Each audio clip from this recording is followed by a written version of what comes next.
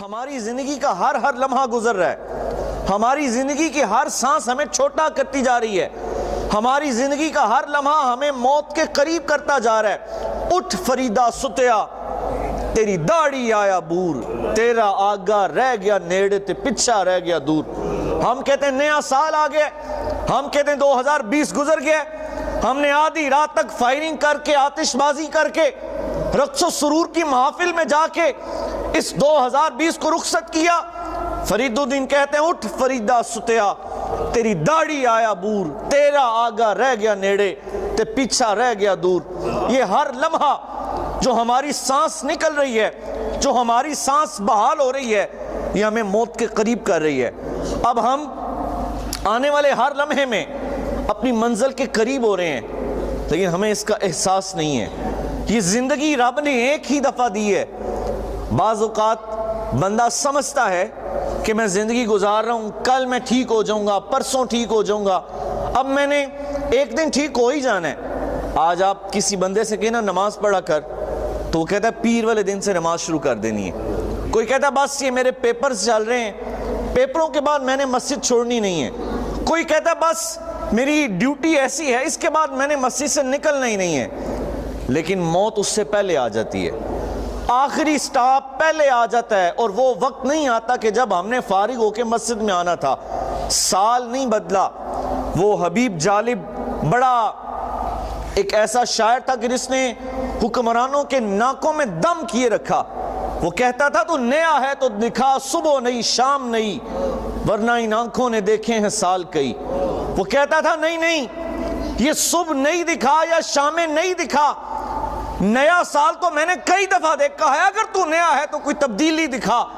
نیا سال آ گیا، مسجدیں ویران رہی، نیا سال آ گیا، ہم تبدیل نہیں ہوئے، نیا سال آ گیا، ہم نے توبہ نہیں کی۔ تو یہ سال تو کئی پہلے گزر چکے ہیں، کئی اور گزر جائیں گے، ہم میں کیا فرق پڑا؟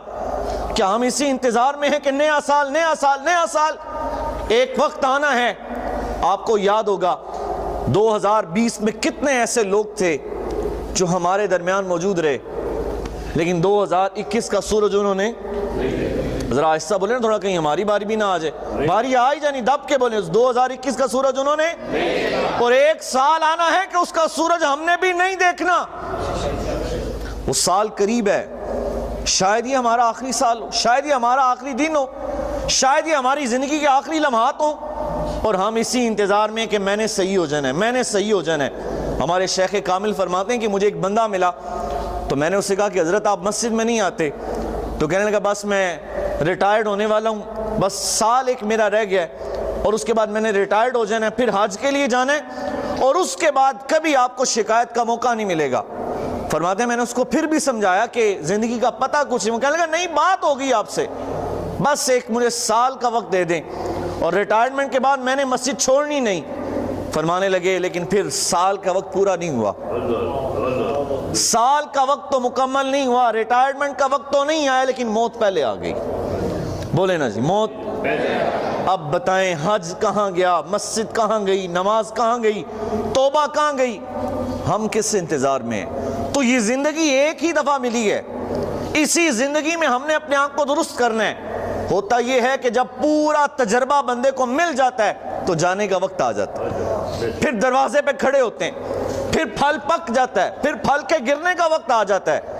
لیکن آئیے محبوب کریم صلی اللہ علیہ وسلم کی دہلیز پہ میرے محبوب علیہ السلام نے 1400 سال پہلے بتایا تھا کہ کہیں مرتے وقت تجھے ہاتھ نہ ملنے پڑیں، تجھے ہم زندگی میں ہی زندگی گزارنے کا سلیقہ سکھا دیتے ہیں، تمہیں ہم زندگی میں بتا دیتے ہیں کہ تم نے زندہ رہنا تو کیسے رہنا ہے۔ آج ہماری زندگیاں فقط یہی ہیں، صبح اٹھے کام پہ گئے، دکان پہ گئے، فیکٹری میں گئے، اور شام کو گھر آ کے سو گئے۔ یہ کیا ہے؟ رزق کا وعدہ مالک نے خود فرمایا تھا، اور ہم اس رزق کے پیچھے سارا دن مسجد کا رخ ہی نہ کریں اور سمجھیں یہ کہ ہم پہ اللہ کا فضل نہیں ہو رہا۔ یقین جانیں جو ہمارے اعمال ہیں یہ اللہ کا فضل ہے کہ ہم پہ پتھر نہیں برستے، یہ اللہ کا فضل ہے کہ ہم پہ عذاب نہیں آتا،